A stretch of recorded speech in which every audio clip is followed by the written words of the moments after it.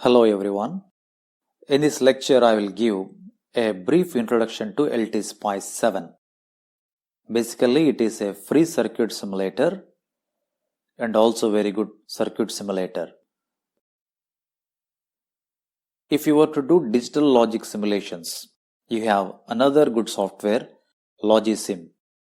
Both of the softwares are really good for circuit as well as digital simulations. This is how the LTSpice user interface looks like. Above the work area, you have Schematic Editor toolbar. This is Schematic Editor toolbar. It has all the icons required to draw the circuit, run the simulation, and process the results. Okay, let us look at all these icons, one after the other. In the Schematic Editor toolbar, we have New Schematic icon. To start any circuit simulation, press this icon. Run. Once the circuit is ready, to solve, press the icon Run. Zoom in icon. To make the circuit image on work area larger. To make the circuit image on work area larger. Zoom out. To make the image smaller. We have pan icon.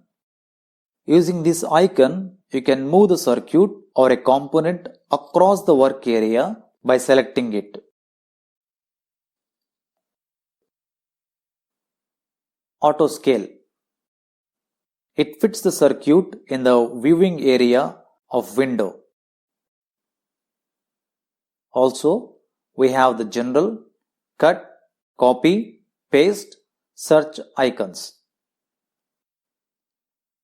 This is wire icon for connecting components. Ground icon. Label node. You can name any node in the circuit so that you can measure the known or unknown variables from this location. In fact, it is good practice to label nodes so that it is easier for you to plot or view the required results relatively easily. We have icons to put resistor, capacitor, and inductor. This is the diode icon. This is component icon. If you click this icon, it will open all the components.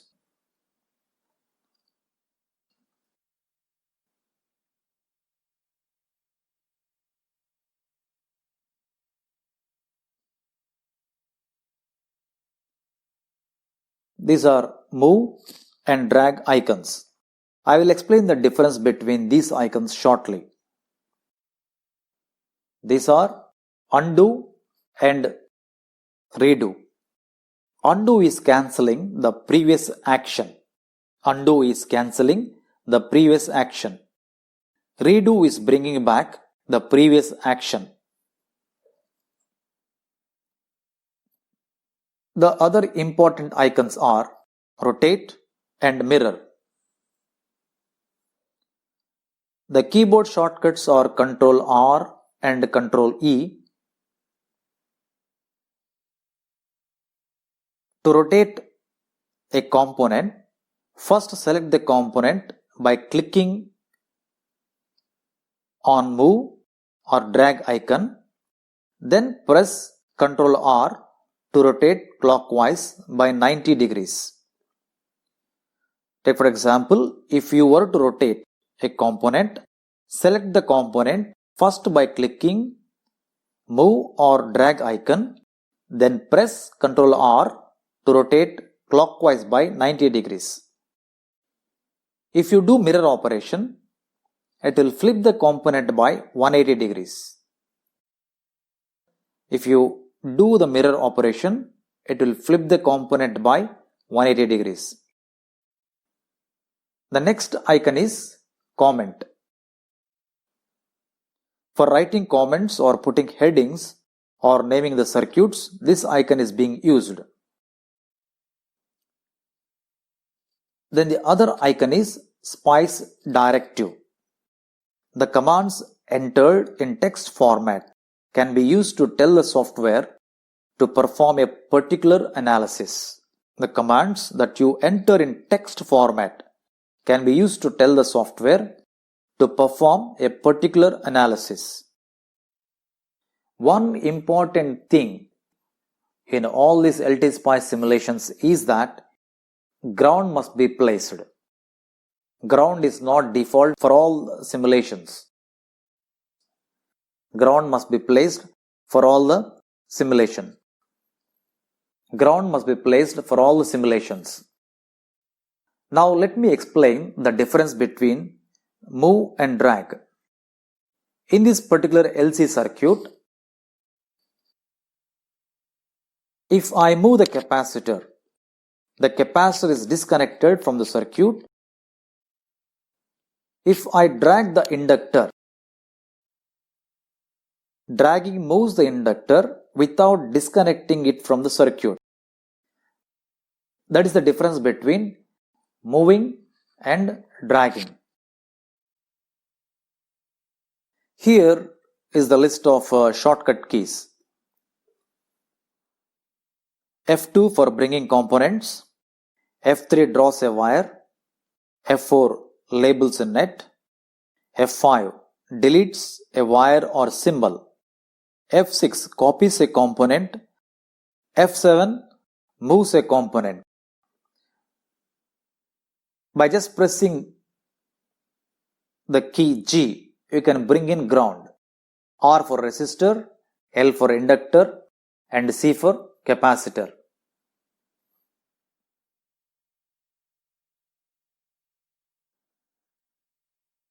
Now, how do we change the value of circuit elements? For example, entering resistor values, capacitor values, etc.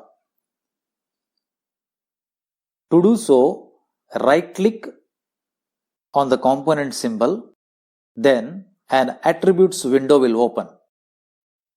Enter the values appropriately for resistor, for inductor, and capacitor. Here I am showing attributes windows for resistor, inductor, and capacitor. For example, if you were to enter 22 microfarads, the value is 22 small u. 22 small u. What about other labels for units apart from micro? For larger units, use all capital letters. Kilo, capital K.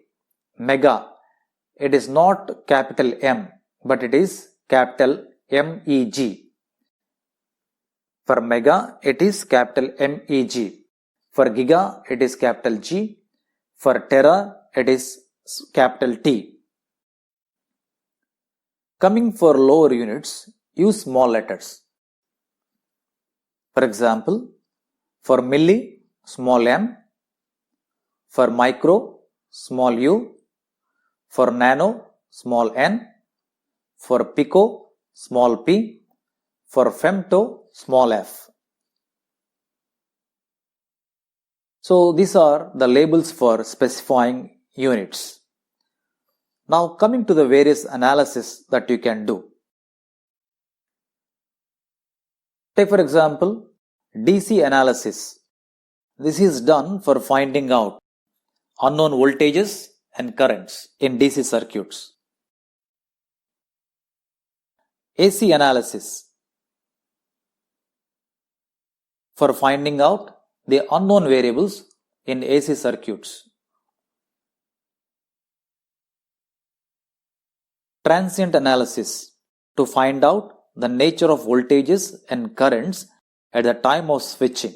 That is, when you turn on a switch or off, and if you were to look at how the voltages are or currents are during that particular transient time.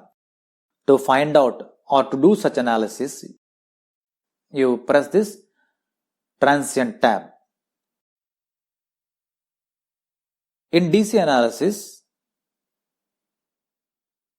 though there is no time variable, still to run the simulation we need to mention stop time. Stop time. We can input this value to be something like 1 second. DC sweep is another important analysis for plotting, for example, VI characteristics of a bipolar junction transistor or MOSFET. That is, you can change the value of voltage gradually and plot the response by simply inputting the start, end, and the interval. The start value, end value, and interval. You also can do noise analysis and get transfer function of a circuit from this DC transfer analysis. Let us do a simple DC circuit analysis. We need to find the unknown variables like currents in the resistors and voltages across the resistors.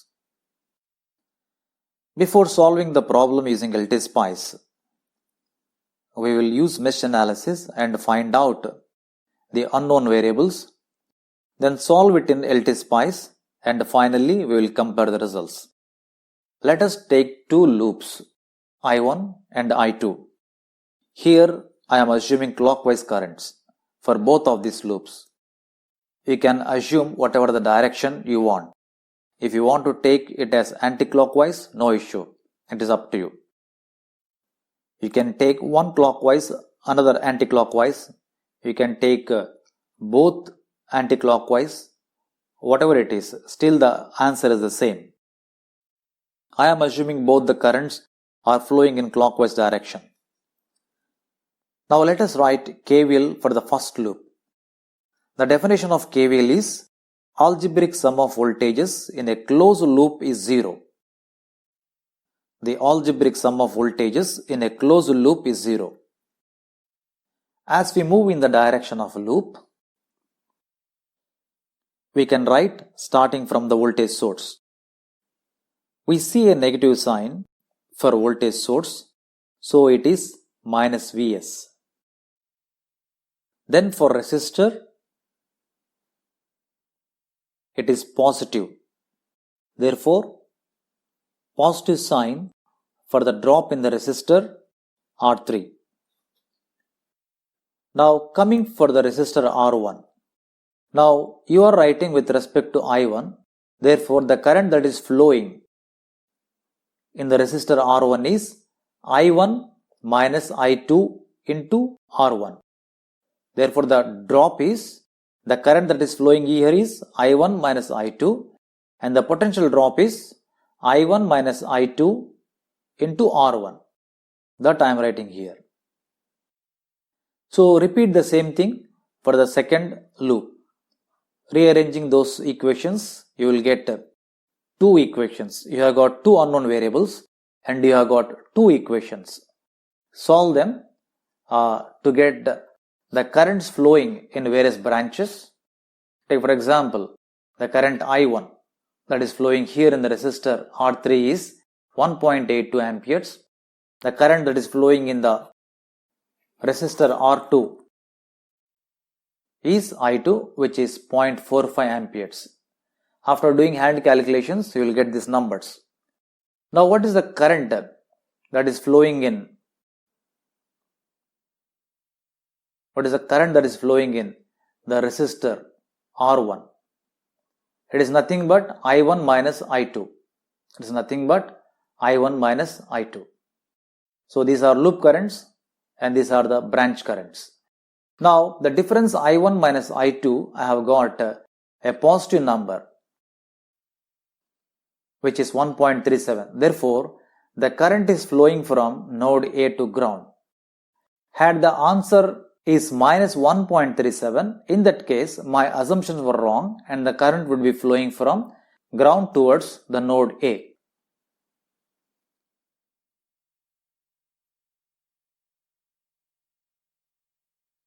Now if you calculate the voltage drops across the resistors, right, across VR3 it is IR3 into R3, it is 3.63 volts. Similarly, across VR1 it is 1.37 volts and across VR2 it is 1.37 volts. Parallel branch, so obviously you should get the voltage drops across resistors R1 and R2 the same.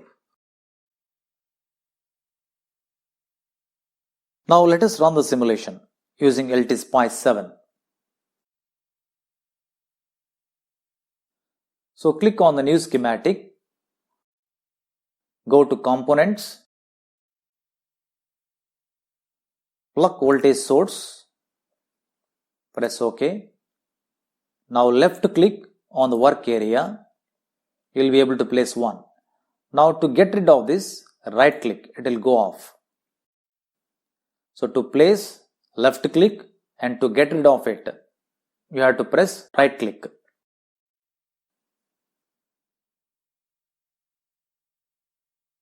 Now we will place the resistors.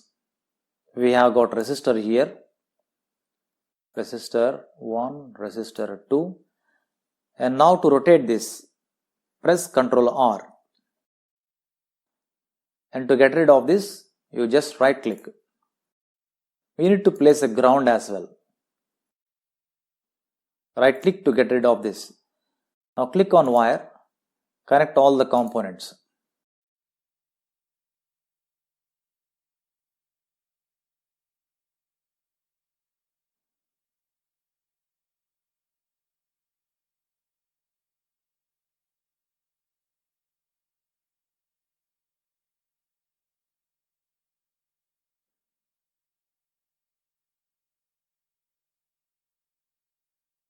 Right, the circuit is complete.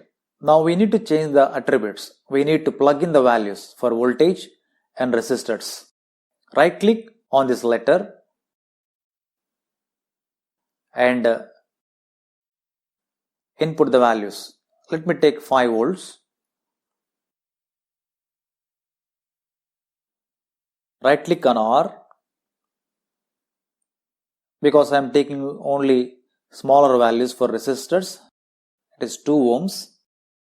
Then this resistor is 1 ohm and this resistor is 3 ohms. Now the circuit is complete. Now we will run the simulation. Now as I said earlier, even though it is a DC simulation, still you need to enter the time. Let me put 1 second. Now the simulation is done. Now we need to find out the currents flowing in the different resistors and the node voltages. Now you place on the resistor icon like this, you will see an arrow symbol. Now observe the taskbar over here. You will be able to find out the variables. The current that is flowing in this particular resistor, you can observe it as 1.8181 amperes. And also the power dissipation is given by 6.6. Similarly, you place the mouse on the different components and you should be able to see all the current values. Now here it is 454 milliamperes, which is nothing but 0.45 amperes. Right. If you observe carefully, your hand calculation results and the simulation results, both of them are matching. Now how do you find out the voltages across the components? Now you place somewhere close to a node. Then you will see a red color icon like this. Now click somewhere, hold the mouse left key and move towards the other end. Now the icon changes to black color. Leave it. Now you should be able to plot the voltage across this resistor. Similarly, you can plot across the voltages across the other resistors. Just by keeping the mouse over this particular node and observing here in the taskbar, you can find out the value to be equal to 1.36. This is how you can do DC simulations. Now what you can do is you just right click. Suppose let me click one more time here. Now I am not able to figure out clearly which node value is plotted where. So it is difficult to figure it out here. So what I can do is, let me run one more time. Let me plot voltage across this. This is the value around 3.63. Now right click on the graphics window. Now add plot plane. You will get one more new plot. Click here. Now you should be able to clearly visualize these curves. Alright. This is how you can do DC simulations. Now let us look for AC simulation. Now the same circuit, what I am doing is, I am replacing this voltage source, the DC voltage source, with an AC voltage source. The frequency is 50 Hz. The peak value or the maximum value is 1 volt. Right? For a frequency of 50 Hz, the time period is 20 milliseconds. Just remember these numbers. And again, we'll try to get these curves. So again, come back to LTSpice. Now let me close that results window. Right click. Now right click on voltage source. Now click on advanced and select sine. You have got many other options. Let me look for a sine wave. So its amplitude is 1 and frequency is 50 Hz. Alright. Now how long will you run the simulation?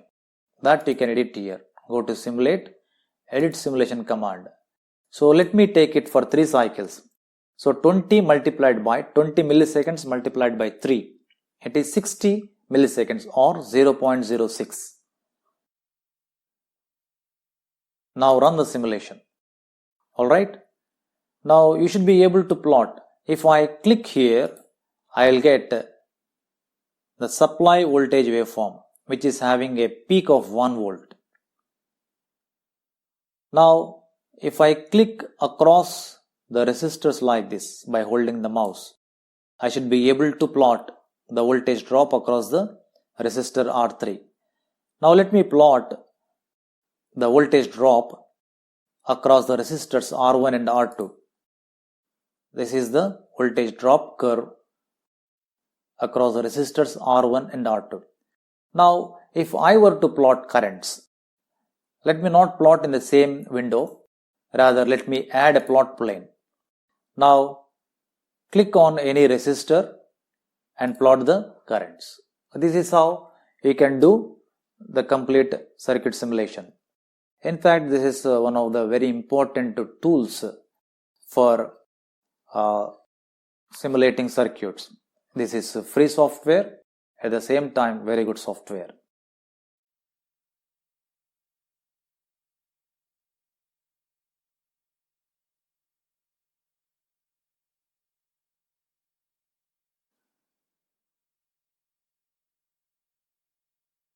Thank you.